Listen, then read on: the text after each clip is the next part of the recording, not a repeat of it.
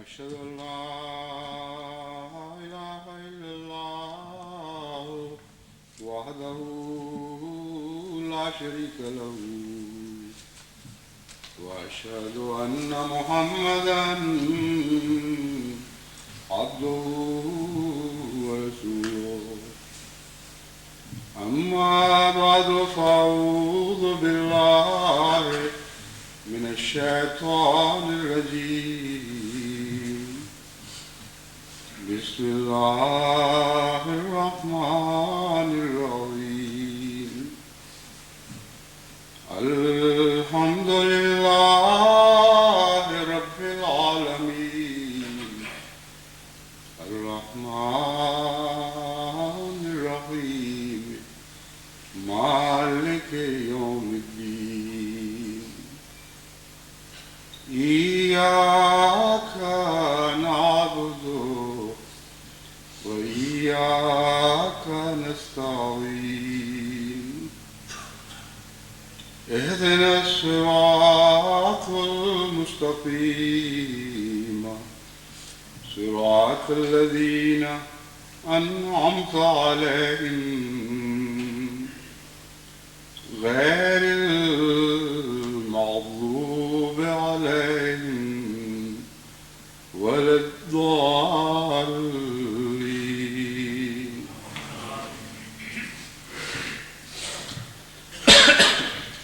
گزشتہ دو خطبوں سے جو غلامین کا سلسلہ میں نے شروع کیا ہے اس کا تعلق معاشرتی برائیوں سے ہے. جیسا کہ میں نے بیان کیا تھا، معاشرتی برائیاں ماحول میں جب اونچی سطح تک پہنچتی ہیں تو ان کا درمیان میں ایسے خطوں سے تعلق پیدا ہو جاتا ہے جو ان برائیوں سے عاری ہوں. جب سطح بلند ہوتی ہے تو پھر اچھل اچھل کر پانی کناروں سے ایسی جگہ میں بھی گرتا ہے جو اس سے پہلے پانی سے محفوظ تھی. اسی طرح درجہ حرارت کا حال ہے. یہ قدرتی عوامل ہیں جن کے خلاف بیدار مغزی سے ہوشیار رہتے ہوئے انسدادی کارروائیاں کرتے رہنا چاہیے. معاشرتی برائیاں جو آج دنیا میں پھیل رہی ہیں یہ یوں تو بہت کثرت سے ہیں اور ہر ایک کا نام لے کر اس کا تفصیلی ذکر یہاں نہیں کیا جا سکتا. مشرق میں بھی یہ برائیاں ہیں اور مغرب میں بھی، لیکن نوعیتیں حالات کے مطابق بدل جاتی ہیں. بعض چیزیں جو یہاں برائیاں سمجھی جاتی ہیں وہ وہاں نسبتاً کم برائی سمجھی جاتی ہیں. بعض چیزیں جو وہاں برائیاں سمجھی جاتی ہیں یہاں کوئی بھی ان چیزوں کو برائی کے طور پر نہیں دیکھتا. مثلا جھوٹ ہے. ابھی تک اس معاشرے میں جھوٹ کے خلاف ایک نفرت موجود ہے اور جھوٹ بالعموم اس معاشرے میں نہیں بولا جاتا. تو تیسری دنیا کے ممالک میں جن میں بدقسمتی سے ہندوستان اور پاکستان بھی شامل ہیں، جھوٹ ایک روزمرہ کی عادت بن چکا ہے. ایک ایسی روزمرہ کی عادت جس کو کوئی نفرت کی نگاہ سے نہیں دیکھتا، گویا کہ ایک معاشرے کا طبی حصہ بن چکا ہے. اس کے برعکس بعض ایسی برائیاں ہیں جو یہاں چونکہ اس کثرت سے پیدا ہو چکی ہیں اور بہت آگے بڑھ گئی ہیں کہ ان کو اب برائیاں سمجھا نہیں جاتا. جنسی بے راہ روی ہے اور مرد اور عورت کا بے تکلف اور بے روک ٹوک اختلاط ہے. اس سے ملتی جلتی، اس سے تعلق رکھنے والی اور بہت سی باتیں ہیں. شراب نوشی ہے. یہ سارے امور ایسے ہیں جو اس معاشرے میں جو مغرب کا معاشرہ کہلاتا ہے اس میں برائی کے طور پر نہ سمجھے جاتے ہیں. یہ باتیں نہ برائی سمجھی جاتی ہیں نہ ان کے خلاف کسی تحریک کی ضرورت پیش آتی ہے. اس کی وجہ یہ ہے کہ یہ برائیاں بڑی دیر سے اس معاشرے میں قائم ہو کر آگے بچے دے چکی ہیں، اور ان برائیوں کے بچے ان برائیوں سے بہت زیادہ خوفناک صورتیں اختیار کر چکے ہیں، اس لیے ان کو وہ انتہائی صورت برائی کے طور پر دکھائی دیتی ہے جو ان برائیوں کی آخری شکلیں ہیں۔ لیکن ہمارے معاشرے میں یہ چیزیں ابھی نفوذ پکڑ رہی ہیں، اور اس لیے ابھی تک باوجود اس کے کہ اب حالت بعض علاقوں میں بہت خراب ہو چکی ہے، پھر بھی یہ برائیاں ہی سمجھی جاتی ہیں۔ سب سے اہم بات اس سلسلے میں یہ بتانے والی ہے کہ جماعت احمدیہ کو ان برائیوں کے انسداد کے لیے قائم کیا گیا ہے، اور جب تک ہم اس معاملے میں ایک جارحانہ رویہ اختیار نہ کریں، ہم اپنے آپ کو ان برائیوں سے بچا نہیں سکتے۔ جارحانہ رویہ اختیار کرنے کے متعلق میں نے اس سے پہلے 1-2 سال قبل بعض خطبوں میں جماعت کو نصیحت کی تھی کہ برائیوں کے خلاف جہاد صرف اندرونی طور پر نہیں ہونا چاہیے، بلکہ ماحول کی برائیاں دور کرنے کی کوشش بھی ضروری ہے۔ اگر آپ ماحول کی برائیوں سے غافل ہو جائیں اور یہ سمجھیں کہ غیر ان بیماریوں میں مبتلا ہیں، تو یہ طریق عمل خودکشی کے مترادف ہوگا۔ جب تک ہم اس نظر سے معاشرے کی برائیوں کو نہ دیکھیں کہ یہ بدیاں دور کرنا ہمارا کام ہے، ہاں اپنوں میں ہوں یا غیروں میں ہیں، ہم اس مقصد کے لیے پیدا کیے گئے ہیں کہ ہم نے برائیوں کو دور کرنا ہے، اس وقت تک ان بدیوں سے ہم خود بھی محفوظ نہیں رہ سکتے۔ اس مضمون پر میں احادیث نبوی کی روشنی میں پہلے تفصیل سے روشنی ڈال چکا ہوں۔ آج میں خاص طور پر بعض برائیوں کا ذکر کر کے بتانا چاہتا ہوں کہ جہاں تک میرا علم ہے یہ برائیاں احمدی معاشرے میں بھی نفوذ پکڑ گئی ہیں، نفوذ پا چکی ہیں اور سرعت کے ساتھ داخل ہو رہی ہیں۔ جو خبریں پاکستان سے ملتی ہیں ان سے پتہ چلتا ہے کہ شہروں میں تو اس پہلو سے بعض جگہ یورپ کی سی کیفیت پیدا ہو گئی ہے۔ بعض امیر حلقوں میں یہاں تک بات آگے بڑھ گئی ہے کہ باقی ملک جن کو برائیاں نہیں سمجھتا، برائیاں سمجھتا ہے، ان حلقوں میں اب وہ برائیوں کے طور پر دیکھی نہیں جاتی، کیونکہ ان کے ساتھ ان برائیوں سے میل جول ہو گیا ہے، بے تکلفی ہو گئی ہے، اب وہ غیر دکھائی نہیں دیتی، وہ معاشرے کا جز بنتی چلی جا رہی ہیں۔ اس پہلو سے احمدی حلقوں میں خصوصیت سے یہ فکر کرنی چاہیے کہ ہم کب تک ان جزیروں کی صورت میں ان علاقوں میں رہ کر ان سے محفوظ رہ سکتے ہیں، جب تک جیسا کہ میں نے کہا ہے جارحانہ اقدام نہ کریں اور تمام معاشرے میں بطور مذکر ان برائیوں کے خلاف عام نصیحت نہ شروع کر دیں، اس وقت تک در حقیقت ہم اپنے آپ کو ان بدیوں سے بچا نہیں سکتے۔ ہم یہ نہیں کر رہے، جہاں تک میرا علم ہے جماعت احمدیہ کی کوششیں جماعت احمدیہ کے دائرے تک ہی محدود ہیں، لیکن غیر یہ کر رہے ہیں اور بالارادہ اسکیمیں بنا کر جماعت احمدیہ کے نوجوانوں میں بدیاں داخل کرنے کی کوششیں ہو رہی ہیں۔ سب سے زیادہ ربوہ کو اس سازش کا نشانہ بنایا جا رہا ہے۔ جہاں تک مجھے اطلاعیں ملتی ہیں، اور یہ اطلاعیں صرف جماعت احمدیہ کی طرف سے نہیں بلکہ باہر سے بھی ملتی ہیں، جب میں ربوہ پاکستان سے رخصت ہو کر یہاں آیا، اس کے بعد باقاعدہ سازش کے طور پر بڑی سطح پر ایسی اسکیمیں تیار کی گئیں کہ جن کے نتیجے میں ربوہ میں بعض بدیاں داخل کرنے کی عملاً کوشش شروع ہو گئی۔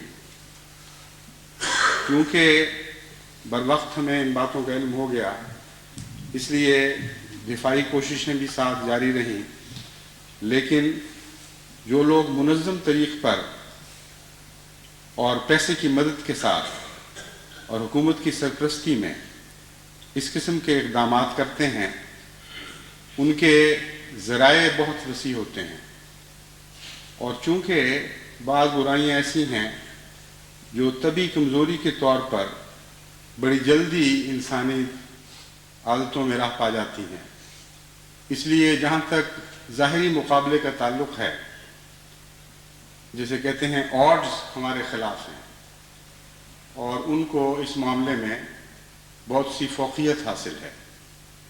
نیکی پیدا کرنا اپ ہل ٹاسک کہلاتا ہے، یعنی جس طرح اونچی سطح کی طرف چڑھنا اور کوشش کرنا بہت محنت چاہتا ہے اور ہمت چاہتا ہے اور صبر چاہتا ہے، اس کے برعکس نیچے کی طرف بہنا ایک طبعی امر ہے، اور اس کے لیے کسی غیر معمولی جد و جہد کی ضرورت نہیں۔ لیکن اگر منصوبے بنا کر نیچے کی طرف رخ کرنے کی کوشش کی جائے تو ظاہر بات ہے کہ تمام عوامل اس کوشش کو کامیاب بنانے میں مددگار ہوں گے۔ بس اس پہلو سے ہمارا کام بہت مشکل ہو جاتا ہے، لیکن بہرحال ہم نے یہ کرنا ہے، اور ہر قیمت پر اپنے نوجوانوں کو ان بدیوں سے بچانے کی کوشش کرنی ہے۔ جو بدیاں بالخصوص اس وقت مجھے راہ پاتی ہوئی دکھائی دیتی ہیں، ان میں آوارگی سب سے پہلی چیز ہے۔ آوارگی سے مراد ہے اپنے ذہن کو بعض عیاشیوں کے لیے آمادہ کر لینا اور اجازت دے دینا، اور پھر ان عیاشیوں کی تلاش میں سرگرداں پھرنا۔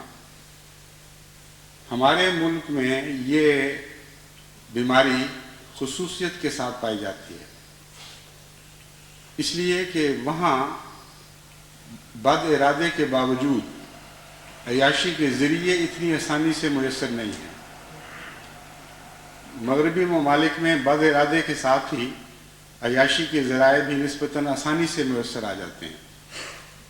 اس لیے جس چیز کو ہم اپنی زبان میں آوارگی سمجھتے ہیں وہ وہاں اور معنی رکھتی ہے اور یہاں اور معنی رکھتی ہے۔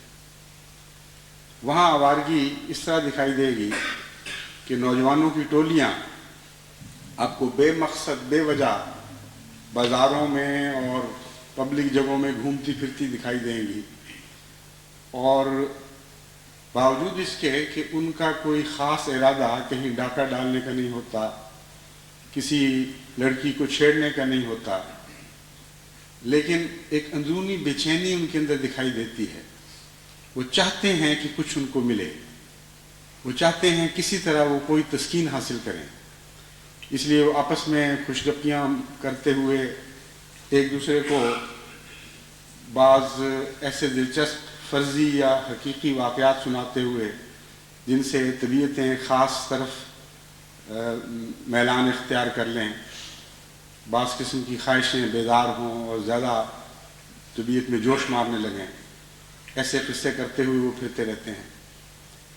اور جب یہ گروہ زیادہ قوت پکڑ جاتے ہیں پھر دوسرے واقعات بھی شروع ہو جاتے ہیں، پھر آوازیں کسنا گزرتی ہوئی بچیوں کے اوپر، یا اس سے بڑھ کر بعض اور غلط منصوبے بنا کر ان پر عمل درآمد بھی شروع ہو جاتا ہے۔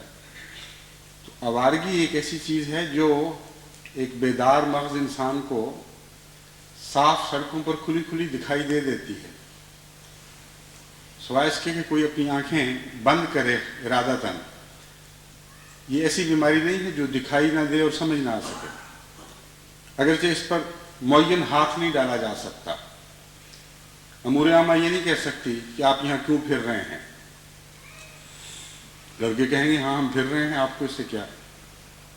مگر سمجھنے والا انسان سمجھتا ہے کہ معاشرے میں ایک بے چینی پیدا ہو گئی ہے، ایک لذت کی تلاش ہے، ایک تسکین کی جستجو لگ گئی ہے جو ان نوجوانوں کو میسر نہیں آ رہی۔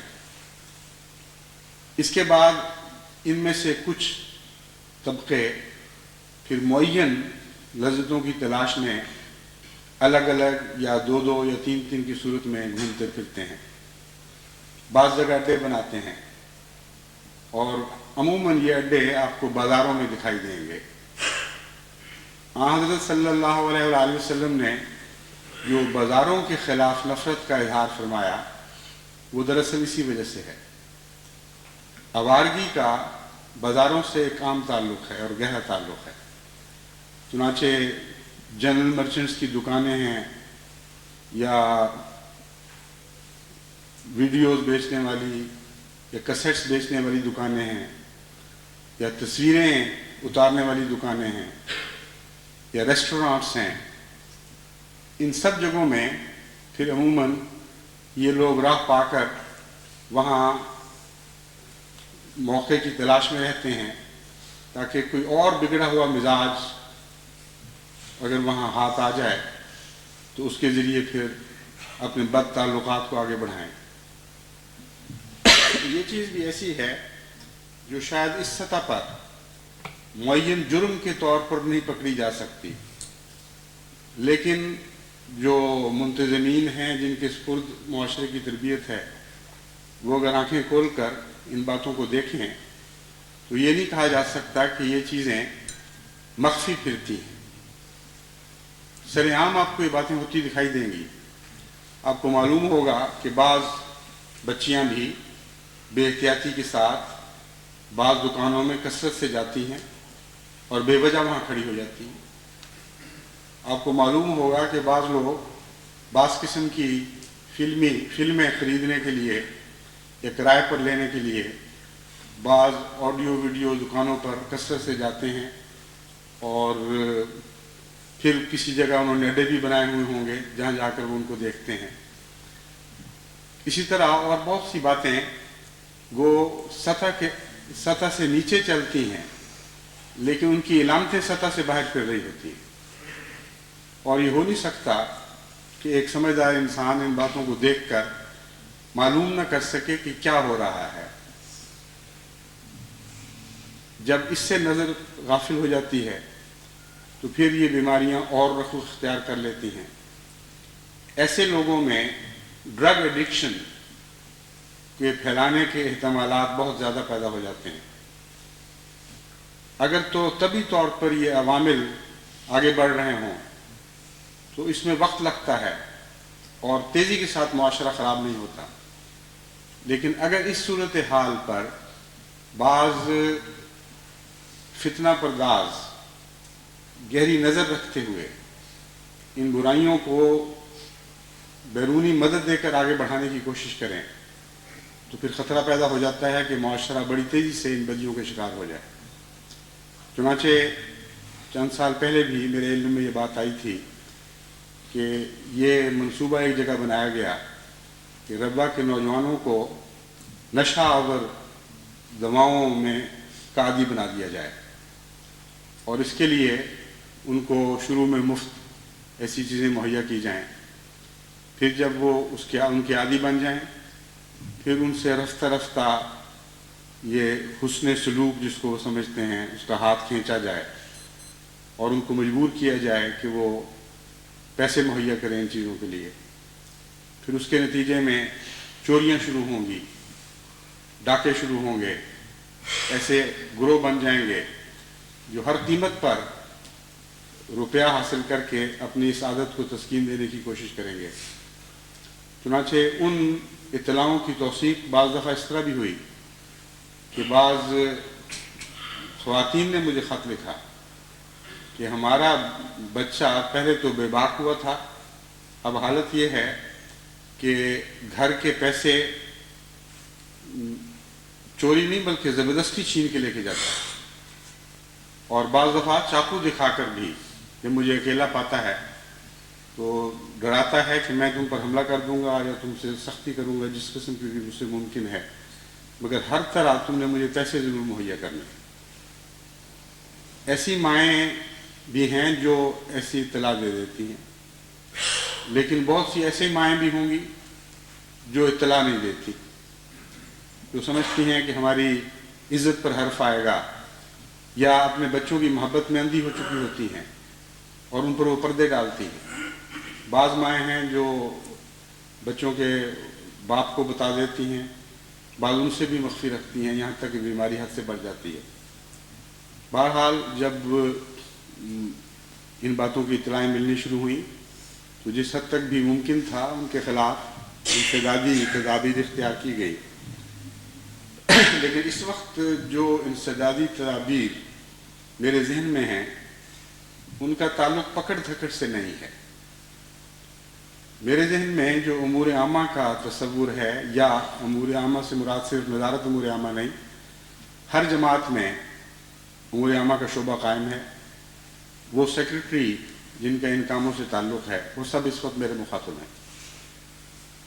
آپ کا کام یہ نہیں ہے کہ آپ انتظار کریں کہ یہ بیماریاں بڑھ جائیں اور ضرر رساں اس حد تک ہو جائیں کہ ساری سوسائٹی ان کا دکھ محسوس کرنے لگے۔ جو ملوث ہیں وہ تو تکلیف اٹھائیں گے، بہرحال جو ماحول ہے بعض دفعہ وہ بھی متاثر ہو کر تکلیف اٹھانے لگ جاتا ہے۔ اس وقت پھر اچانک بعض جگہ بیداری پیدا ہوتی ہے اور کہتے ہیں ان کے خلاف کارروائی کی جائے، ان کو جماعت سے نکالا جائے، ان کو پولیس میں دیا جائے، اور کئی قسم کی تدابیر اختیار کی جاتی ہیں، مگر وہ وقت دراصل اصلاح کا وقت نہیں ہوا کرتا۔ اس وقت معاملہ ہاتھ سے گزر چکا ہوتا ہے۔ اسلام کا جو تصور قرآن کریم نے پیش کیا اور حضرت اقدس محمد مصطفیٰ صلی اللہ علیہ وآلہ وسلم نے اپنی سیرت میں عملی نمونے کے طور پر دکھایا، وہ عام دنیا کے مواخذے کے تصور سے بالکل مختلف ہے۔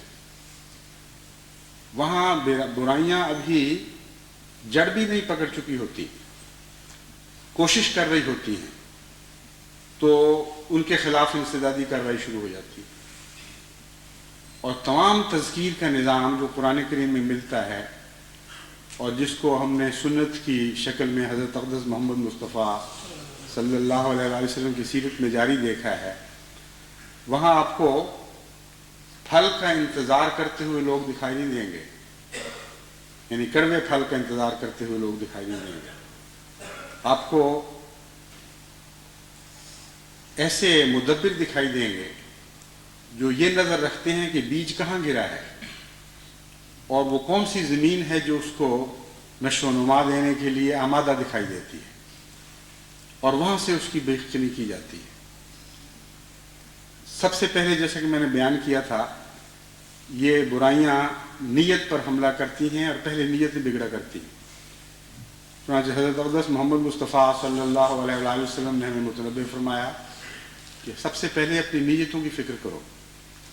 اگر تمہاری نیتیں بدل گئیں تو پھر معاملے کو سنبھالنا بہت مشکل ہو جائے گا۔ کئی قسم کی حسین، خوبصورت، واضح مثالیں دے کر حضرت صلی اللہ علیہ وآلہ وسلم نے سمجھایا کہ دل جب ایک طرف رخ کرنے کا فیصلہ کر لیا کرتا ہے تو ظاہر میں اس کا رخ، جسم کا رخ کسی اور طرف بھی دکھائی دے، تب بھی بالآخر بات وہیں پہنچے گی جہاں دل نے فیصلہ کیا ہوا ہے۔ اس لیے ایک بات سب سے پہلے کھول کر ہمیں اپنے پیش نظر رکھنی چاہیے کہ دو ہی رخ ہیں جن کو ہم نے اپنے لیے اختیار کرنا ہے۔ ایک وہ جو حضرت اقدس محمد مصطفیٰ صلی اللہ علیہ وآلہ وسلم کا رخ ہے، جس کے آپ قافلہ سالار ہیں، جن کے پیچھے قدم بڑھاتے ہوئے ہم نے آگے خیرات کی طرف بڑھنا ہے، اور ایک وہ رخ ہے جو دنیا پرستی کا رخ ہے۔ اس لیے جس معاشرے میں نیتیں دنیا پرستی کی طرف مائل ہو جائیں، وہیں سے خرابی کا آغاز شروع ہو جائے گا۔ وہ بالآخر وہیں پہنچیں گے جہاں اس سے پہلے دنیا پرست لوگ پہنچتے رہے ہیں۔ حضرت مسیح موعود علیہ الصلوۃ والسلام اس معاملے میں فرماتے ہیں، ہم ہوئے خیر امم تجھ سے ہی ہے خیر رسول، تیرے بڑھنے سے قدم آگے بڑھایا ہم نے۔ بس اگر رخ حضرت محمد مصطفیٰ صلی اللہ علیہ وآلہ وسلم کی جانب رہے تو لازماً ہر قدم نیکی کی طرف اٹھے گا۔ برائیاں ہوتے ہوئے بھی اس سفر کے دوران برائیاں جھڑنی شروع ہو جائیں گی، نیکیوں سے آڑی ہوتے ہوئے بھی ہر منزل پر آپ اپنے دامن کو پہلے سے زیادہ نیکیوں سے مزین اور مرصع پائیں گے۔ بس رخ کی طرف توجہ دینا بہت ہی اہم کام ہے. ایسے لوگوں کی نیتیں درست کرنا اور مشورے اور محبت کے ذریعے اور رہنمائی کے ذریعے ان کو سمجھانا، یہاں سے دراصل ہمارا جہاد شروع ہوتا ہے.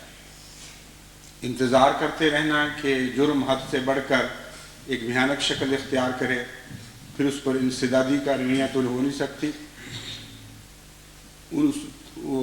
تعزیری کارروائیاں شروع کی جائیں، یہ ہمارا کام نہیں ہے، نہ ہمارا یہ مسلک ہے. ہم نصیحت کرنے والوں کی جماعت ہیں، اور نصیحت کرنے والی جماعت کو کچھ فوقیت، دوسروں پر فوقیت بھی حاصل ہوتی ہے، کچھ اس کی کمزوریاں بھی ہوتی ہیں. نصیحت ہر منزل پر یکساں اثر نہیں کیا کرتی.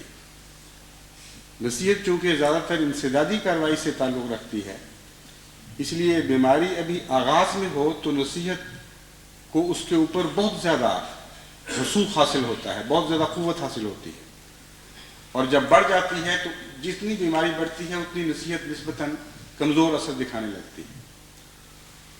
بس بد ہو جانے والے لوگوں کو آپ نیکی کی طرف بلائیں گے تو بہت کم اثر پڑے گا، لیکن وہ جو بدی کی طرف رخ کرنے کا فیصلہ کرتے ہیں ان کو اس وقت سمجھانا اور روک لینا یہ نسبتاً بہت آسان ہے. اس لیے شروع سے ہی ان امور کی طرف توجہ ضروری ہے، اور پھر اس طریق پر توجہ چاہیے جس کو جو طریق قرآن کریم نے بیان فرمایا ہے. اللہ تعالیٰ فرماتا ہے ان الحسنات یذہبن السیئات، پھر فرمایا ادفع باللتی ہی احسن، پھر فرمایا ادفع باللتی ہی احسن السیئہ، کہ دیکھو حسنات نیکیوں کو حسنات بدیوں کو دور کر دیا کرتی. پھر فرمایا نیکیوں کے ذریعے مقابلہ کرو، پھر فرمایا نیکیوں کے ذریعے بدیوں کا مقابلہ کرو. حسنات سے کیا مراد ہے؟ یہ ایک بہت ہی حسین لفظ ہے اور بہت ہی وسیع معنی رکھتا ہے. اس مضمون میں سب سے پہلے تو یہ بات داخل ہے کہ آپ بدیوں کا مقابلہ درستی اور سختی سے نہیں کر سکتے، بلکہ حسن کے ساتھ کر سکتے ہیں. آپ کے اندر کشش ہوگی تو بدیوں کا مقابلہ کر سکیں گے. آپ کے اندر اگر تیزی اور مزاج میں سختی ہوگی، آپ کے مزاج میں اگر تیزی اور سختی ہوگی اور خشونت پائی جائے گی تو آپ در حقیقت مذکر بننے کے اہل نہیں رہتے. اس لیے جب آپ ان معاشرتی بدیوں کو دیکھتے ہیں تو سب سے پہلے اپنی نیت کو درست کریں اور اپنی نیت میں حسن پیدا کریں، اور ان لوگوں کا درد محسوس کریں جو برائیوں کا شکار ہیں. ان لوگوں کے خلاف اگر نفرت دل میں پیدا ہوتی ہے اس نفرت کو دبائیں اور اپنی اصلاح کی طرف متوجہ ہوں. اپنا ذہن اپنے دماغ کے محدود دائرے سے نکال کر دوسرے کے دماغ کے دائرے میں داخل کرنے کی کوشش کریں اور سوچیں کہ وہ کیوں یہ کر رہا ہے، کیا عوامل ہیں جس نے ان چیزوں کو، ان باتوں پر اس کو مجبور کر دیا ہے. پھر حکمت کے ساتھ رفتہ رفتہ حسن دے کر اس کی بدیوں کے ازالے کی کوشش کریں. یہ کیسے ہو سکتا ہے، اس کی مثالیں میں آگے تفصیل سے آپ کے سامنے رکھتا ہوں. پہلی چیز جو میں بیان کر رہا ہوں وہ یہ ہے کہ جب آپ کسی چیز کو پیدا ہوتے دیکھتے ہیں تو لازم ہے کہ اس کے عوامل پر غور کریں کہ کیوں ایسا ہو رہا ہے. ربوہ میں قائد خدام الاحمدیہ کے طور پر بھی رہا ہوں، مختلف جماعتی خدمتوں پر مامور رہا ہوں، اور وقف جدید سے تعلق کی وجہ سے سارے پاکستان کے دیہات سے بھی اصلاحی رنگ میں میرا ایک تعلق رہا ہے. اس لیے اپنے تجربے کی روشنی میں بعض باتیں آپ کے سامنے رکھتا ہوں. کئی قسم کے لوگ مجھے ملے ہیں اس کام کے دوران. بعض لوگ ہیں وہ کہتے ہیں دیکھو جی یہاں آوارگی پھیل گئی ہے، لڑکے اس طرح پھر رہے ہیں. اور ان کی طبیعت میں بڑا غصہ اور اشتعال ہوتا ہے، کیا کر رہی ہے جماعت، کیا حال ہو گیا سب کا، یہ نسلیں تباہ ہو گئی ہیں، اور انجمن میں کچھ نہیں ہو رہا، اور وہ کولا کچھ نہیں کر رہا ہے، ان کو بس اپنی چائے پینے سے کام ہے، اور پتہ ہی کچھ نہیں کہ یہاں کیا حال ہو گیا ہے۔ اس قسم کے تبصرے بھی آپ کو سنائی دیتے ہیں۔ بعض اس قسم کے لوگ ہیں اس کے برعکس، جو برائیوں کو دیکھتے ہیں اور خاموشی سے گھر میں چلے جاتے ہیں، اور گھر میں بیٹھ کر یہ باتیں کرتے ہیں کہ معاشرہ خراب ہو رہا ہے اور کچھ نہیں، کوئی حال نہیں رہا، اور لوگ گندے ہوتے چلے جا رہے ہیں۔ یہ دونوں قسم کے لوگ نصیحت کے لحاظ سے بیکار اور بالکل بے معنی ہیں۔ سب سے پہلی بات اس ضمن میں سوچنے کے لائق یہ ہے کہ پہلے لوگوں کا بھی ان بیماروں سے تعلق کٹ گیا کیونکہ وہ نفرت کا شکار ہو گئے، اور دوسری قسم کے لوگوں کا بھی ان بیماروں سے تعلق کٹ گیا کیونکہ وہ اس جد و جہد سے علیحدہ ہو گئے، اور اپنے گھروں کے آرام خانوں میں وہ گویا کہ بے نیاز ہو کر بیٹھ گئے کہ وہاں کی بازاروں میں کیا ہو رہا ہے۔ پھر ایسے تبصرے بھی آپ کو سنائی دیں گے کہ جی یہ لوگ وہاں بیٹھتے ہیں، وہاں بیٹھتے ہیں، مجلسیں لگاتے ہیں، اور ایسے تبصرے بھی معلوم سنائی دیں گے کہ ان کی مجلسیں توڑ دی جائیں، ان کو ربا سے نکال دیا جائے، ان کے ساتھ یہ سلوک کیا جائے، ان کے ساتھ وہ سلوک کیا جائے۔ حالانکہ ایسے تبصرے کرنے والے بسا اوقات متمول لوگ ہوتے ہیں، ان کے گھروں میں ایسی آسائشیں میسر ہوتی ہیں کہ وہ اپنے گھروں میں مجلسیں لگاتے ہیں، راتوں کو دیر دیر تک بیٹھتے ہیں، اور ان کے رشتہ دار وہاں اکٹھے ہوتے ہیں، چائیں پی جاتی ہیں، گپیں ماری جاتی ہیں، ہر قسم کے تبصرے ہوتے ہیں۔ ان کو وہ اپنی حالت دکھائی نہیں دے رہی ہوتی، اور بازار میں کچھ غریب نوجوان دکھائی دے رہے ہوتے ہیں جو ان کے نزدیک نہایت آوارہ اور غیر ذمہ دار اور بے راہ رو ہیں، ان کا کوئی حق نہیں کہ اکٹھے بیٹھیں کہیں۔ غور کرنا چاہیے، سوچنا چاہیے کہ آخر کیوں ایسا ہو رہا ہے۔ معلوم ہوتا ہے کہ ایسے لوگوں کو اپنی طبی دلچسپیوں کے لیے کوئی نکاس کی راہ نظر نہیں آتی۔ ہر انسان میں ایک جذبہ ہوتا ہے، کسی طرح وہ تسکین حاصل کرے، لذت حاصل کرے، اپنی تھکاوٹ کو دور کرے۔ اگر کسی کے گھر میں ایک کمرہ ہے غریب کے گھر میں، اور وہیں اس کے ماں باپ اور بہن بھائی رہتے ہیں، تو اپنے گھر میں بیچارہ کیسے مجلسیں لگا سکتا ہے؟ وہ اپنے جیسے غریبوں کو لے کر باہر نکلے گا، بازاروں میں کہیں برف والے کے پاس کھڑا ہو جائے گا، کہیں کباب کی دکان پر، کہیں کسی مٹھائی کی دکان پر، پھر وہاں سے گزرتے دیکھے گا عورتوں کو، لڑکیوں کو، کچھ بے پردہ وادار ہوں گی، کچھ نے بے احتیاطی کی ہوگی، پھر ان پر اس کی نظریں پڑیں گی، اور اس کی جو تعلیم اور تربیت ہے جو گھروں میں عموماً شروع ہوتی ہے، اس کا پس منظر بھی آپ دیکھیں تو معلوم ہوگا کہ اکثر اس ایسے نوجوانوں کے ماں باپ خود تربیت کے محتاج ہوتے ہیں، اور معاشرے کی وجہ سے یا اقتصادی کمزوریوں کی وجہ سے یا تو انہوں نے تعلیمی حاصل نہیں کی ہوتی، یا ایسے گھروں میں پرورش پائی ہوتی ہے جہاں کرختگی روزمرہ کی عادت ہے، خاوند کی بیوی سے بدسلوکی، بیوی کی خاوند سے بدسلوکی، یہ روزمرہ وہ دیکھ رہے ہوتے ہیں۔ ایسے گھروں میں پلنے والے ان بچوں کو آپ محض قصوروار قرار دے کر رد کر دیں، اور یہ سمجھ لیں کہ امور عامہ تھانے دار، ناظر امور عامہ تھانے دار بن کے ہر وقت ان بچوں کے خلاف کارروائیاں کرتا رہے گا، یا ان کو خدا ملحمدیہ پکڑ کے بدنی سزائیں دے گی، یا اور کئی قسم کی ان کے خلاف تعزیری کارروائیاں کی جائیں گی، یہ درست بات نہیں ہے۔ آپ کی سوچ ہی بگڑی ہوئی ہے۔ اس صورت میں اصلاح ہمدردی اور حسن سے پیدا ہوتی ہے۔ قرآن کریم نے یہ فرمایا ہے، حسن کے بغیر برائی دور نہیں ہو سکتی، اور یہ رد عمل جس کا میں نے جس کی مثال آپ کے سامنے پیش کی ہے، یہ حسین رد عمل نہیں ہے، یہ ایک ظالم رد عمل ہے، اس کا حقیقت سے کوئی تعلق نہیں۔ اس لیے سب سے پہلے تو جو تربیت کے ذمہ دار ہیں ان کی تربیت ضروری ہے، ان کو خود اپنی تربیت کرنی چاہیے، اپنے نفس کا محاسبہ کرنا چاہیے، اپنے دل کو ٹٹول کر دیکھنا چاہیے کہ اس قسم کے جب وہ نظارے دیکھتے ہیں تو ان کے دل میں ان بیچارے نوجوانوں کے لیے ہمدردی پیدا ہوتی ہے، یہ نفرت پیدا ہوتی ہے۔ اگر نفرت پیدا ہوتی ہے تو وہ لوگ خود بیمار ہیں، ان بیچاروں پر کی کیا اصلاح کریں گے؟ پھر جب آپ دیکھتے ہیں کہ بعض لوگ ویڈیوز لے کے جاتے ہیں ہندوستان کے گانوں کی فلمیں یا یورپ کی بعض فلمیں اور اکٹھے ہو کر کہیں دیکھتے ہیں تو بعض لوگوں کو آگ لگ جاتی ہے، کس قدر تباہی پھیل گئی ہے، اڈے بنے ہوئے ہیں، امور عامہ کچھ نہیں کر رہی، خدا مل امجا کچھ نہیں کر رہی، انصار اللہ کچھ نہیں کر رہا، صدران محلہ بے پرواہ ہیں۔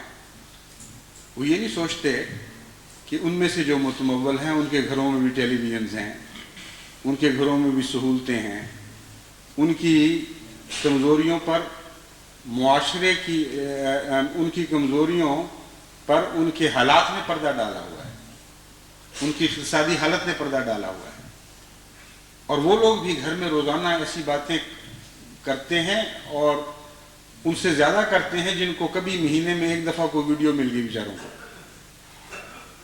پھر وہ جب لوگ گزر رہے ہوتے ہیں گلیوں سے، کہیں سے گانے کی آواز آ رہی ہوتی ہے، بعض لوگ مشتعل ہو جاتے ہیں کہ دیکھو جی یہاں ربوہ میں گانے گائے جا رہے ہیں، اور بہت سے ایسے گھر بھی ہیں جہاں جو اتنے وسیع ہیں کہ ان کے گھروں کی گانوں کی آوازیں باہر نہیں جاتی، بہت سے ایسے لوگ بھی ہیں جن کو ایسی نئی قسم کی بجلی کی مصنوعات میسر ہیں کہ کانوں میں اس کی ایک تار کی ٹوٹی دے دی اور کسی کو بھی آواز دی جائے گی، وہ اپنے آرام سے بیٹھے جو مرضی سنتے رہیں۔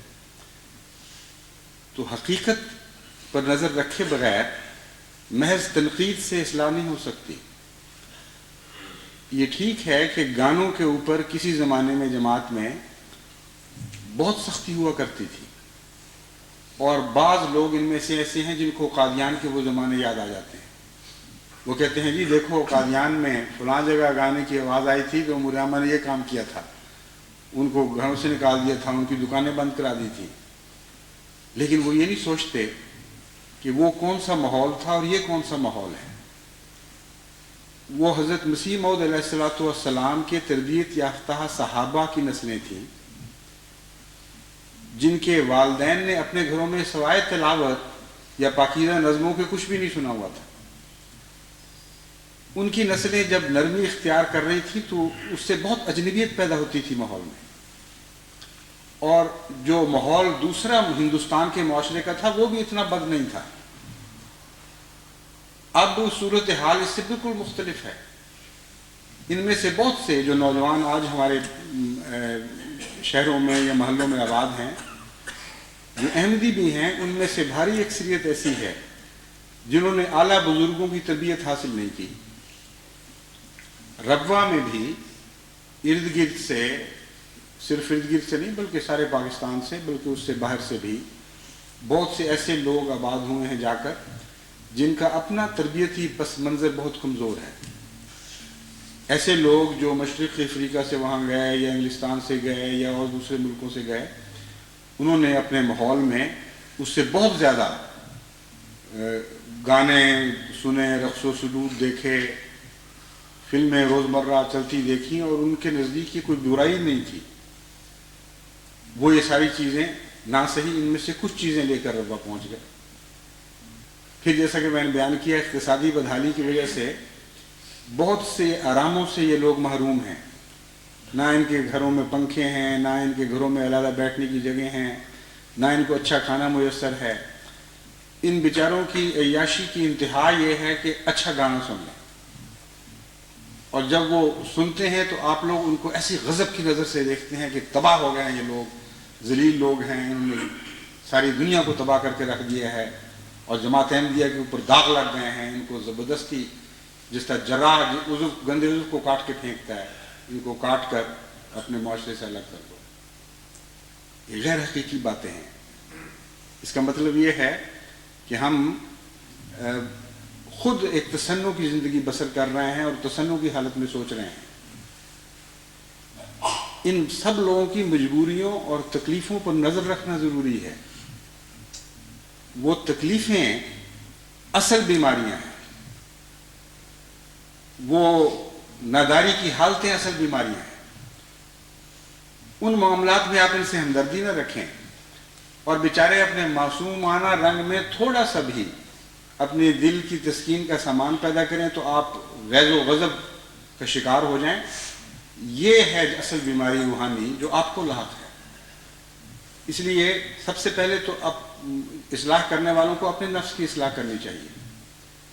ایک دفعہ مجھے یاد ہے ربوہ میں نے اپنی مجلس عاملہ کو کہا، انصار اللہ میں تھا یا خدام احمدیہ میں، غالباً انصار اللہ کی بات ہے، میں نے ان سے کہا کہ بہت سارے لوگ ہیں، لڑکے ہیں بیچارے جو آوارگی کا شکار ہوتے چلے جا رہے ہیں اور ان کے متعلق لوگ شکایتیں کرتے ہیں، تو کیوں نہ ہم یوں کریں کہ اپنے میں سے ہم اپنی ذمہ داری یہ کر لیں کہ ہم میں سے ہر ایک یا دو یا تین کو خصوصیت کے ساتھ اپنا دوست بنانے کی کوشش کرے گا، ان سے وہ تعلق رکھے گا، ان کے مسائل سنے گا، ان کے دکھوں کو اپنانے کی کوشش کرے گا، اپنا سکھ ان کے ساتھ بانٹنے کی کوشش کرے گا، اور دیکھیں تو صحیح کہ پھر کیا نظر آتا ہے۔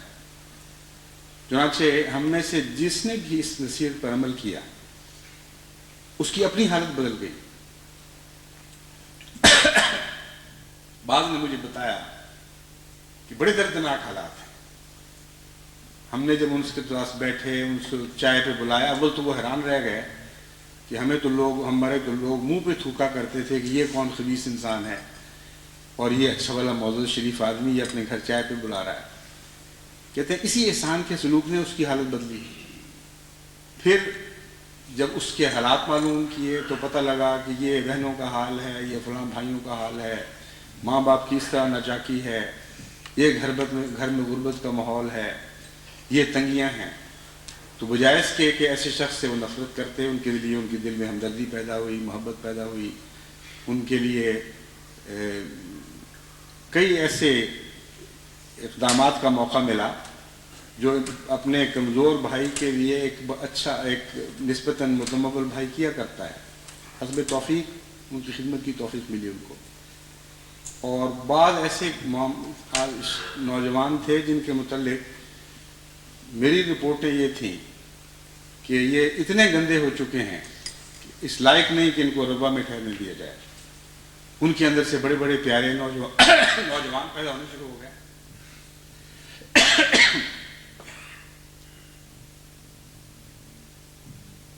بس اصلاح کا جو منبع ہے وہ آپ کا دل ہے۔ آپ کے دل میں اگر حسن ہوگا تو آپ اصلاح کر سکیں گے۔ ادفع باللتی ہے احسن السیئہ فرمایا ہے اللہ تعالیٰ نے۔ سختی کے ذریعے بدی کو روکنے کا کہیں کوئی حکم نہیں ملتا، ہاں حسن کے ذریعے برائی روکنے کا حکم ہے۔ حضرت اقدس محمد مصطفیٰ صلی اللہ علیہ وآلہ وسلم حسن کی آماجگاہ تھے۔ ایک حسن کا ٹھاٹھے مارتا ہوا سمندر تھا جس کو خدا نے یہ طاقت ودیت کی تھی کہ ہر بدی پر اپنی حسن کی موجوں کے ذریعے غالب آ جائے۔ بس ہم نے اگر حضرت محمد مصطفیٰ صلی اللہ علیہ وآلہ وسلم کا رخ اختیار کرنا ہے تو خیر امم بننا ہمارے مقدر میں ہے، ہم لازماً خیر امم بنیں گے، اور اس سنت کی برکت سے ہم برائیوں پر غلبہ پا جائیں گے۔ لیکن اگر سنت مغرب کی اختیار کریں یا دنیا داروں کو اختیار کریں اور دعوے یہ کریں کہ ہم نے برائیوں کا قلع کما کرنا ہے تو ایک جھوٹی بات ہے، ایک حمقاء کی جنت ہے جس میں آپ بستے ہیں۔ اس لیے ان چیزوں کی طرف حکمت سے توجہ کریں اور مزید معلوم کریں کہ وہ کون سے عوامل ہیں جو ان نسلوں کو تباہ کر رہے ہیں، اور ان عوامل کو دور کرنے یا اچھے عوامل کے ذریعے ان کو ریپلیس کرنے، یعنی ان کو رفتہ رفتہ اس طرح دور کرنے کی توفیق پائیں کہ اچھی چیز دیں تب بری چیز باہر نکلے۔ خالی برائیوں کو دور کرنے کا تو کوئی تصور قرآن کریم میں نہیں ہے، خلاؤں کو بھرنے کا تصور ہے، خلا پیدا کرنے کا کوئی تصور نہیں، اور نہ خلا ہوا کرتا ہے دنیا میں۔ حقیقت میں بدی ہے وہ تب جگہ چھوڑے گی اگر کوئی اور طاقتور چیز اس کی جگہ داخل ہو جائے گی اور اس کو دھکیل کر باہر نکال دے گی۔ اور قرآن کریم فرماتا ہے ان الحسنات یذہبن السیئات، حسن میں یہ طاقت ہے اور حسین چیزوں میں یہ طاقت ہے کہ وہ بدیوں کو دھکیل کر باہر نکال دیں۔ اس لیے آپ کو ایسی طاقتور خوبیاں اپنے اندر پیدا کرنی ہوں گی اور ایسے طاقتور حسین ذرائع اختیار کرنے ہوں گے جن کے ذریعے بدیاں لازماً ان جگہوں کو چھوڑ جائیں جہاں آپ کا حسن داخل ہونا شروع ہو جائے۔ اس سلسلے میں نے کئی قسم کے معاملات پر، یعنی کئی قسم کے بدیوں پر غور کیا۔ مثلاً گانا بجانا اور اس قسم کی چیزیں ہیں۔ آپ ساری دنیا میں یہ بات دیکھیں گے، صرف یہ مشرق کی بات نہیں، پاکستان کی بات نہیں، ربا کی بات نہیں، کہ رفتہ رفتہ مذاق بدل رہے ہیں اور مذاق زیادہ مادہ پرستی کی طرف مائل ہو رہے ہیں۔ ایک زمانہ تھا جب کہ ایک شاعر کا کلام ایک انسان کے دل میں وہ جذبات انگیخت کر دیا کرتا تھا جو اب عام نغمے بھی نہیں کرتے، بلکہ اس کے لیے پاپ میوزک کی ضرورت پیش آتی ہے۔ مذاق بگڑے ہیں رفتہ رفتہ اور مادیت کی طرف زیادہ میلان ہوتا چلا گیا ہے۔ مذاق اگر لطیف ہوں تو ایک اچھا کلام، ایک اچھا ادب پارا انسان کے دل میں اور دماغ میں ایسے تموج پیدا کر دیتا ہے کہ دنیا میں جو عام میوزک کے شیدائی ہیں، نغموں کے شیدائی ہیں، وہ ان لذتوں کا تصور بھی نہیں کر سکتے۔ اس لیے مذاق کی صحت کی طرف اور درستی کی طرف توجہ بہت ضروری ہے۔ اگر آپ جائزہ لیں گے پاکستان کا مثلا خصوصیت سے، تو آپ وہاں بھی یہ محسوس کریں گے کہ پرانی نسلوں کا ادبی معیار بلند تر تھا۔ جو پہلے زمانے کے لوگ تھے یا بچے پڑھا کرتے تھے، ان کے اسکولوں میں بھی اور اسکولوں سے باہر بھی ایک ادبی ذوق شوق کی باتیں ہوا کرتی تھیں، ادبی ذوق شوق کا ماحول تھا اور شعر و شاعری کا ماحول تھا۔ وہ شعر و شاعری اس زمانے میں بعض نیک لوگوں کو بہت ہی بری لگا کرتی تھی۔ وہ سمجھتے تھے یہ لڑکے تباہ ہو رہے ہیں شعر و شاعری کی وجہ سے۔ لیکن آج کے ماحول میں اگر دیکھیں تو وہ شعر و شاعری کے ماحول میں پڑھنے والے لوگ یہ پاک میوزک کے شیدائیوں کو پاگل سمجھتے ہیں اور سمجھتے ہیں یہ تباہ ہو رہے ہیں۔ تو یہ نسبتی چیزیں ہیں اور ان کے عوامل پر آپ غور کریں تو آخری تان اس بات پر ٹوٹے گی کہ معاشرے کا مذاق بعض مطالبے کرتا ہے۔ اگر آپ نے مذاق کی اصلاح نہ کی اور مطالبوں کی راہ میں کھڑے ہو گئے تو آپ کبھی کامیاب نہیں ہو سکتے۔ مذاق بلند کریں اور مذاق کے مطالبے پورے کریں، یہ دو چیزیں اکٹھی ہونا ضروری ہے۔ اب آپ یہاں انگلستان کے معاشرے کو دیکھ لیں، اس کا مقابلہ آج سے 40-50 سال پہلے سے کریں تو آپ کو معلوم ہوگا کہ بھاری تعداد انگریزوں کی اس زمانے میں کتابیں پڑھنے کی عادی ہوتی تھی اور ان کا جو سکون کا تصور تھا وہ یہ تھا کہ شخص جب وقت ملتا ہے کتاب لے کر الگ بیٹھ جائے، اور اگر شعروں کا شوق ہے تو شعروں کی کتاب لے لی، ادب کا شوق ہے تو ادب کی، ناول کا شوق ہے تو ناول اٹھا لیے، لیکن پڑھنے میں لذت حاصل کرتا تھا۔ اب ایک بھاری فیصد تعداد ان لوگوں کی ایسی ہے جو صرف ٹیلی ویژن دیکھ کر لذت یابی کرتی ہے، اور وہ لوگ جو باہر نہیں نکل سکتے، جو گھروں میں بیٹھتے ہیں، اب وہ زیادہ تر پڑھنے کی بجائے وہ ٹیلی ویژن کا سوئچ آن کیا اور بیٹھے نظارے دیکھتے رہتے ہیں۔ کہ جس قسم کی تربیت ٹیلی ویژن کی کرتی ہے ان کی اس کے ساتھ ساتھ ہوتی چلی جاتی ہے۔ جو لوگ ادبی ذوق کی پرورش، ادبی ماحول کی پیداوار ہیں، ان کے دلوں کی لذت کا مقابلہ اگر آپ ان لوگوں کی دلوں کی لذت سے کریں جو پاپ میوزک کی پیداوار ہے، تو کوئی یہ نہیں کہہ سکتا کہ پاپ میوزک والے زیادہ لذت اٹھا رہے ہیں۔ لذتوں کی نوعیت میں فرق پڑ جاتا ہے، لیکن جس قسم کا ذوق ہے اس ذوق کو پورا کرنا ہی دراصل لذت ہے۔ تو اگر ہماری نسلیں بیمار ہو رہی ہیں تو ان کے مذاق کو درست کرنے، ان کے ذوق کو درست کرنے کی طرف توجہ بڑی ضروری ہے۔ اور اس کے لیے بہت سے اقدامات کیے جا سکتے ہیں۔ یہ کہہ دینا کہ وہ آپ ان کے گانے بند کر دیں گے زبردستی اور گلیوں میں آوازیں بند ہو جائیں گی، اس سے بیماری دور ہو جائے گی، یہ پاگل پن ہے۔ بیمار چیخیں مارتے ہوئے بیمار کے اوپر آپ لحاف ڈال دیں اور چیخیں آنی بند ہو جائیں، اس کو تو علاج نہیں کہا جاتا۔ تکلیف دور کرنا ضروری ہے، اس لیے بہتر مذاق پیدا کرنا نہایت اہم کام ہے۔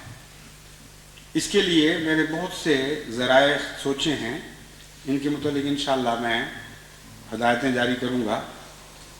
بہرحال کام ایسا ہے جو وقت چاہتا ہے، لیکن شروع بہرحال ہونا چاہیے، اور ایسا کام ہے جس میں معاشرے کے ہر طبقے تک پہنچ کر اس کے ذوق کی اصلاح اور بہتر ذوق پیدا کر کے اس کے ذوق کی طلب کو پورا کرنے کے سامان کرنا، یہ دراصل اصلاحی کارروائی ہے۔ اب ہم شعر و ادب کی بات کر رہے تھے۔ ایک زمانہ تھا قادیان میں، مجھے یاد ہے، جبکہ چھوٹے چھوٹے بچے بھی شعروں کی کاپیاں بنایا کرتے تھے، اور اس زمانے میں غزلیں ان کاپیوں میں لکھنا یا محبت کے اشعار لکھنا اگر جرم نہیں سمجھا جاتا تھا تو رستے سے ذرا ہٹی ہوئی بات ضرور معلوم ہوتی تھی۔ اس لیے ایسے نوجوان اپنی کاپیاں بعض دفعہ چھپا کے رکھا کرتے تھے کہ بزرگوں کو نظر نہ آ جائیں کہیں کہ ہم نے کیا لکھا ہوا ہے۔ اور مجھے یاد ہے ایک دفعہ ایک میرے کلاس میں بیٹھے ہوئے طالب علم کی کاپی تھی، اس کو میں نے اٹھا کے دیکھا، میرا خیال تھا شاید اس میں کلاس کی باتیں ہوں گی، تو اس پر ایک شعر تھا، اس کا ایک مصرع تھا: شعروں کے انتخاب نے رسوا کیا مجھے، کہ میں کہاں پکڑا جانا تھا، مجھے لوگوں کو کیا پتہ لگتا کہ میرے دل میں کیا باتیں ہیں، لیکن جو شعروں کا انتخاب میرا نظر آ گیا لوگوں کو، اس نے مجھے رسوا کر دیا۔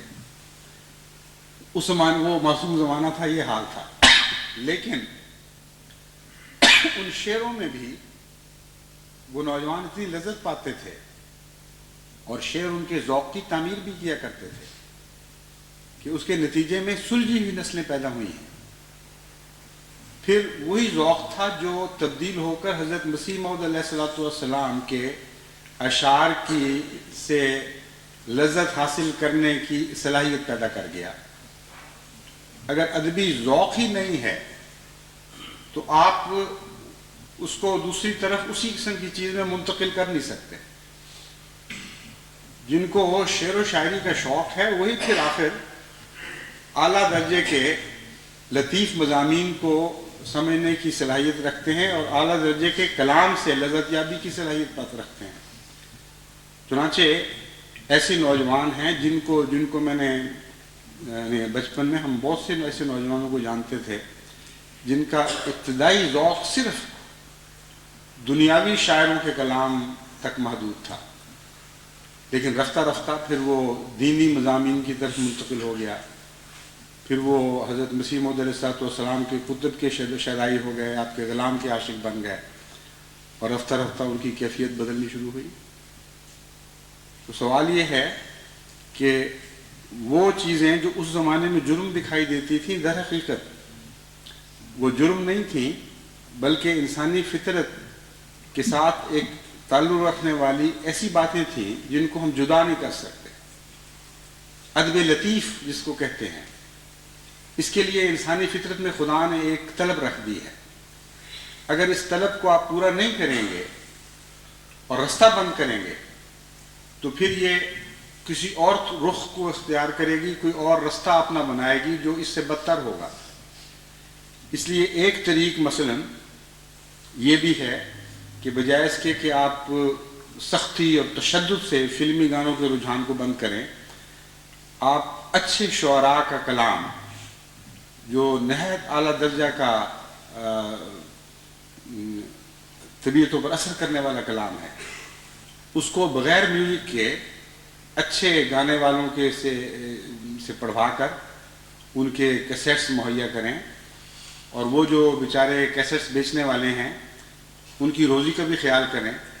ان کو آپ یہ کہہ کر کس طرح گانوں کی فلمیں بھیجنے سے روک سکتے ہیں کہ بہت بری بات ہے. آپ کے لیے تو بری بات ہے, اس نے تو اس سے روٹی بھی کمانی ہے بیچارے نے, اس لیے اس کا بھی تو متبادل انتظام ضروری ہے. اس ذوق کی تسکین کرنے کے لیے کوئی اچھی چیز ہو جو اس برے ذوق سے لوگوں کو روک سکے. تو ایسے ایسے اچھے کلام ہیں, کلاسیکل اگر نہیں تو ہمارے موجودہ زمانے میں بھی بڑے بڑے اچھے شعراء پیدا ہوئے ہیں. مثلا فیض احمد فیض ہے, احمد فراز ہیں, احمد ندیم قاسمی بھی بہت اچھا کہنے والے ہیں. ان کی مختلف قسم کی نظمیں ہیں. کچھ معاشرتی خرابیوں کو دور کرنے کے لیے انہوں نے نظمیں ایسی کہی ہیں جو بظاہر عشق کی باتوں سے شروع ہوتی ہیں اور بالآخر وہ معاشرتی برائیوں کے تجزیے پر جا کر ختم ہوتی ہیں, اور بڑے بااثر کلام ہے. محمد بن تاثیر ہوا کرتے تھے, ان کا بہت اعلیٰ درجے کا کلام تھا, بہت اچھی اچھی نظمیں ہیں. اور اس دور کے شعراء میں بالعموم آپ یہ دیکھیں گے کہ محبت اور عشق کی باتیں سمودی گئی ہیں معاشرتی حالات کے ساتھ, اور کسی نہ کسی رنگ میں اصلاحی اثر رکھتے ہیں. تو ان کی نظمیں ہیں, ان کو ان کی ریکارڈنگ کر کے اگر مہیا کریں اور نوجوانوں میں یہ شوق پیدا کریں کہ فلمی گانوں کی بجائے ان کی طرف متوجہ ہوں. اور اس قسم کی اور بہت سی باتیں ہیں جن کے تفصیل میں یہاں جانے کا وقت نہیں ہے, مگر میرا مطلب یہ ہے کہ تعمیری کام ہے. تقریب کو آپ تقریب کے ذریعے ختم نہیں کر سکتے, تقریب کو تعمیری پروگراموں کے ذریعے آپ ختم کر سکتے ہیں. پھر حضرت مسیح موعود علیہ السلام کے کلام کو اچھی آواز میں بھروا کر اس کو بھی عام مہیا کرنا, ایسی ادبی مجالس بنانا جہاں ان نوجوانوں کو بلایا جائے, بجائے اس کے کہ ریسٹوراں میں بیٹھ کر وقت ضائع کریں. ان کو وہاں اگر چائے بھی مہیا کر دی جائے تو شوق سے آئیں گے. وہاں ان کو علم و ادب کی مجالس کا ذوق پیدا کیا جائے, ان کے اندر علم و ادب کی مجالس کا ذوق پیدا کیا جائے, رفتہ رفتہ دین کی طرف متوجہ کیا جائے. پھر جہاں تک ویڈیوز کا تعلق ہے, اب جانتے ہیں کہ مغرب میں ایسی اعلیٰ درجے کی سائنسی اور معلوماتی ویڈیوز مہیا ہوتی ہیں کہ جن کو دیکھنا یوں محسوس نہیں ہوتا کہ انسان کچھ پڑھائی کر رہا ہے یا محنت کر رہا ہے, بلکہ علم اس طرح آپ کے دل میں داخل ہو رہا ہوتا ہے جیسے آپ ایک پیاسے آدمی کو کوئی بہت ہی اچھا ٹھنڈا میٹھا مشروب ملتا ہو. اس کے ساتھ انہوں نے لذت شامل کر دی. ان قوموں کی جو خرابیاں ہیں ان خرابیوں سے بھی بعض دفعہ حسن پیدا ہوئے ہیں, کیونکہ ان لوگوں نے آہستہ آہستہ اپنے آپ کو عیاشی کا عادی بنا لیا ہے. اس لیے یہ راز سمجھ گئے ہیں کہ جب تک کسی چیز میں لذت نہ ہو اس وقت تک ہمارے نوجوان اس کو حاصل نہیں کریں گے. چنانچہ انہوں نے علم کو بھی سجا کر پیش کرنا شروع کیا ہوا ہے. اوپن یونیورسٹی کے پروگرام اب دیکھیں, وہ سارے پروگرام ویسے تعلیمی اور تدریسی ہیں مگر نہایت دلچسپ, اور سوائے اس کے کہ وقت کی مجبوری ہو ایک دفعہ انسان اس کو شروع کر دے تو چھوڑنے کو دل نہیں چاہتا. تو ربوہ کو یا پاکستان کے دوسرے شہروں میں بسنے والے احمدیوں کو ان کی طرف کیوں مائل نہیں کرتے؟ نظام جماعت کا کام ہے ایسی چیزیں باہر سے منگوائے. ساری دنیا میں جماعت موجود ہے, اگر جاپان میں مہیا ہوتی ہیں تو اس کے ترجمے کروا کر ڈبنگ کروائی جائے اور اچھی اچھی ویڈیوز ایسی مہیا کی جائیں جو کرایہ پر لیتے ہیں. آپ مفت نہیں دے سکتے تو کم کرایہ پر ان کو دے سکتے ہیں, یا ایسے مراکز قائم کر سکتے ہیں جہاں کئی کئی گھنٹے روزانہ شام کو یا دوپہر کو یا چھٹیوں میں دن بھر ایسے پروگرام چل رہے ہوں اور نوجوان آئیں اور بغیر کسی خرچ کے آ کر بیٹھ کے ان سے لذت یاب ہوں. وہاں ایسے اساتذہ بھی ہوں جو سمجھائیں کہ یہ کیا ہو رہا ہے. مثلا یہ جو فلمیں ہیں سمندر کی زندگی کی اور پرندوں کی زندگی, حیوانات کی مختلف شکلیں, ایکو سسٹم ہے دنیا میں وہ کس طرح چل رہا ہے, کائنات کیا چیز ہے, ان سب امور پر اتنی دلچسپ ویڈیوز موجود ہیں کہ اگر آپ یہ جائزہ لیں تو آپ یہ سن کر حیران ہوں گے کہ یہ علمی ویڈیوز جو پاپ میوزک کی ویڈیوز ہیں ان سے زیادہ دنیا میں فروخت ہوئی ہیں۔ کارل ساگون یا سیگون ہیں، انہوں نے یونیورس کے اوپر فلمیں بنائی تھیں۔ ایک یہ نوبل laureate بڑے بھاری سائنسدان ہیں، ان کی مدد سے کسی ویڈیو کمپنی نے ویڈیوز بنائی اور انہوں نے بیسٹ سیلرز کا ساری دنیا کا ریکارڈ توڑ دیا۔ اس لیے نہیں کہ لوگوں کو علم کا شوق تھا زیادہ، اس لیے کہ نہایت ہی دلچسپ طریق پر وہ معلومات پیش کی گئی تھیں، اور دیکھتے دیکھتے وہ کارل ساگون بھی دنیا لاکھوں $1,000 یا شاید اس سے بھی زیادہ کما گئے، جو ان کا خفیف سا حصہ تھا اس میں۔ تو عقل سے کام لینا چاہیے۔ لذت پانے کی خواہش کو کچل کر کس طرح آپ بدیوں کو دور کر سکتے ہیں؟ آپ نہیں کر سکتے۔ یہ خدا سے ٹکرانے والی بات ہے۔ خدا نے فطرت میں جو تمنائیں پیدا کی ہیں، کوئی دنیا کی طاقت ان کو کچل نہیں سکتی، کوئی ان کو جڑوں سے اکھیڑ کے نہیں پھینک سکتی۔ ان تمناؤں کا رخ بدلا جا سکتا ہے، ان تمناؤں کا ذوق تبدیل کیا جا سکتا ہے، بہتر ذوق ان کو عطا کیا جا سکتا ہے۔ اور جب آپ بہتر ذوق عطا کرتے ہیں تو اس کے لیے جو لوازمات ہیں وہ پورے کرنے ہوں گے۔ تو ایسی علمی مجالس کو فروغ دیا جا سکتا ہے۔ پرانے زمانے میں مجالس ارشاد ہوا کرتی تھیں قادیان میں، اور بڑے ذوق شوق سے ساتھ لوگ مسجد مبارک میں ہوتی تھیں تو سارے ارد گرد کے محلوں سے اکٹھے ہوا کرتے تھے۔ مسجد اقصیٰ میں ہوتی تھی تو وہاں بڑے جوش کے ذوق کے ساتھ لوگ جایا کرتے تھے، اور وہاں صرف دلچسپ تقریریں، دلچسپ معلوماتی تقریریں یا نظمیں وغیرہ پڑھی جاتی تھیں۔ آج اگر جلسوں پر لوگوں کو آپ بلائیں تو لوگ حاضر ہی نہیں ہوتے۔ وجہ یہ ہے کہ اس زمانے میں یہ ذوق تھا کہ ان چیزوں سے لوگ لذت حاصل کر سکتے تھے۔ اب وہ ذوق مٹ چکے ہیں اور کروڈ ہو گئے ہیں، یعنی وہ ایسی ان کی سطح نیچے ہو گئی ہے، زمین کے قریب تر ہو گئے ہیں بجائے آسمان کی طرف بلند ہونے کے۔ اس پہلو سے اور بھی بہت سے پروگرام ہیں، مگر وقت کی رعایت سے میں ان کی تفاصیل آپ کے سامنے نہیں رکھنا چاہتا، لیکن انشاءاللہ تعالی انتظامیہ کو ایسی ہدایتیں جاری کی جائیں گی۔ آخری بات پھر میں یہی کہوں گا کہ دل گداختہ پیدا کیے بغیر، وہ دل جو غیر کی تکلیف محسوس کرتا ہے، اس کے بغیر آپ معاشرے کی اصلاح نہیں کر سکتے۔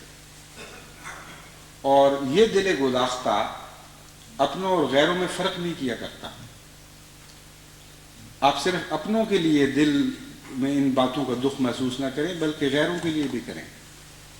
ان نوجوانوں کو جن کی آپ اصلاح کرتے ہیں، ان کو ساتھ لے کر کبھی نکلیں اور دوسرے سوسائٹی کے دکھ ہوئے حصوں کا جا کر ان کو نظارہ کروائیں، ان کی خدمت کا جذبہ ان کے اندر پیدا کریں۔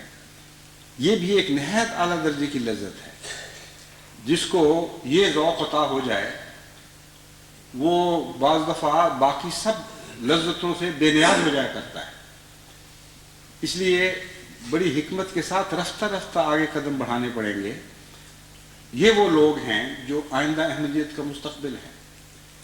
ان کو نفرت کی نگاہ سے دیکھ کر ضائع نہ کریں، ان کو غم اور دکھ کی نگاہ سے دیکھیں، ان کو پیار کی نظر سے دیکھیں، ان کو اپنے ساتھ لگانے کی کوشش کریں۔ پھر وہ لوگ جو ان کو اڈے مہیا کرتے ہیں ان سے ملیں، ان کو آنکھوں میں آنکھیں ڈال کر سمجھائیں، ان کو بتائیں کہ تم یہ ٹھیک نہیں کر رہے، ان کو ان کے بگڑے ہوئے مزاجوں کی اصلاح کی طرف توجہ کرو، بجائے اس کے کہ ان کے بگڑے ہوئے مزاجوں کو بدتر کرنے میں ان کی مدد کرو۔ بس یہ سارے امور ایسے ہیں جن کے متعلق مجھے یقین ہے کہ جماعت احمدیہ بنیادی طور پر صلاحیت رکھتی ہے اللہ تعالیٰ کے فضل کے ساتھ۔ اس لیے کہ ہم جو کچھ کرتے ہیں خدا کی خاطر کرتے ہیں، اور جب ہماری نیتیں خدا کی خاطر ہیں، ہم واقعتاً نیکی کو پنپتا دیکھنا چاہتے ہیں، اس کو بڑھانا چاہتے ہیں، اس کو نشو و نما دینا چاہتے ہیں، اور نیتیں ہماری صاف ہیں، تو پھر دعا کے ذریعے، حکمت کے ذریعے، صبر کے ذریعے اگر ہم آگے بڑھیں گے تو اللہ تعالیٰ کے فضل سے ہمیں اس کی ضرور توفیق ملے گی۔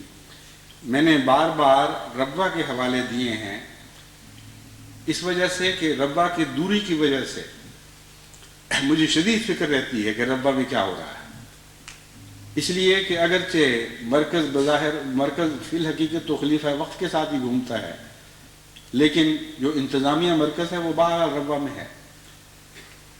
ربوہ کے اوپر اگر خدا نہ خواستہ برائیوں نے حملہ کر دیا اور وہاں کی ہماری نوجوان نسلیں خراب ہوئیں تو اس کا ساری دنیا کی احمدی جماعتوں پر برا اثر پڑے گا۔ اس لیے بہت ہی اہمیت رکھتا ہے یہ مقام، خاص طور پر بار بار میں نے اس کا ذکر اس لیے کیا، مگر یہ مراد نہیں ہے کہ انگلستان کی جماعت ان برائیوں سے محفوظ ہے، یا جرمنی کی جماعت ان برائیوں سے محفوظ ہے، یا امریکہ کی جماعت ان برائیوں سے محفوظ ہے۔ وہاں یہ برائیاں جتنی ربوہ میں پائی جاتی ہیں اس سے زیادہ پائی جاتی ہیں، لیکن اگر ربوہ والی برائیاں صرف یہاں پائی جائیں تو آپ کو برائی دکھائی نہیں دے گی، کیونکہ آپ دوسرے معاشرے میں رہ رہے ہیں۔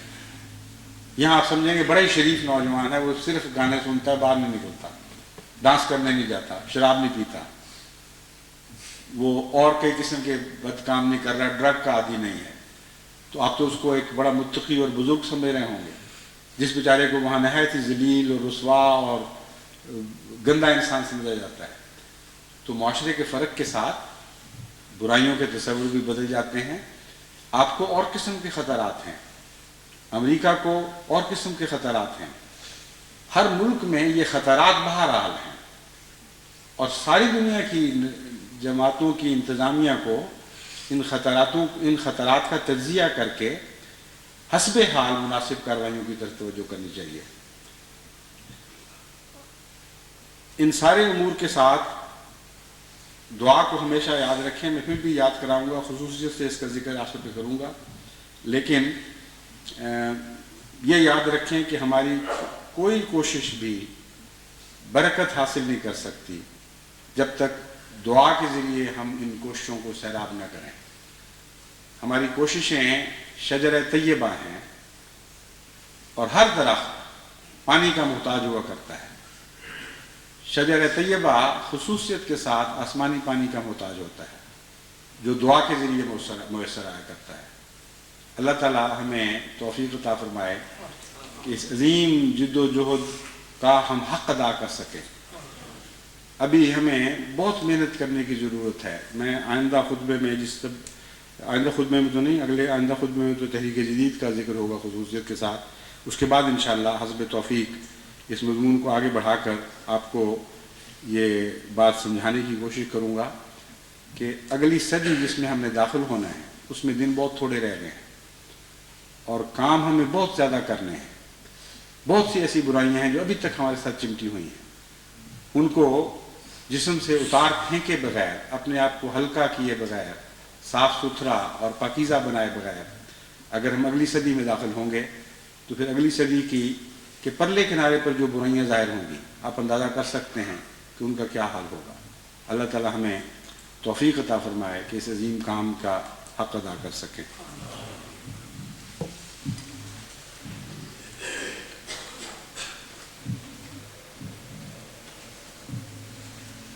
نمازیں جمع ہوں گی، اور جب تک سردیوں کی یہ اوقات ہیں جن میں جمعے کے وقت کا اختتام عصر سے مل جاتا ہے، اس وقت تک جمعے کے ساتھ حسب سابق نماز عصر جمع ہوا کرے گی۔ بار بار اس کے اعلان کی ضرورت نہیں۔ جب یہ سلسلہ ختم ہوگا پھر میں دوبارہ اعلان کر دوں گا کہ اب عصر کی نماز آئندہ سے جمعے سے الگ ہوا کرے گی۔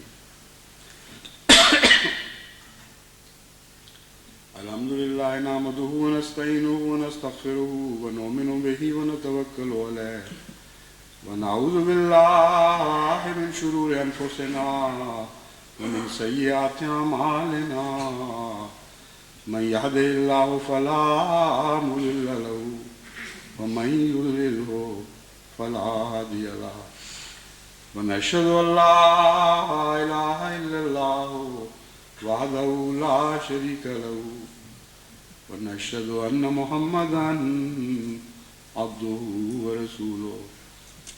عباد اللہ رحمکم اللہ ان اللہ یامر بالعدل والاحسان وایتاء ذی القربى وینہی عن الفحشاء والمنکر والبغی یعظکم لعلکم تذکرون اذکروا اللہ یذکرکم وادعوه يستجب لكم ولذكر الله أكبر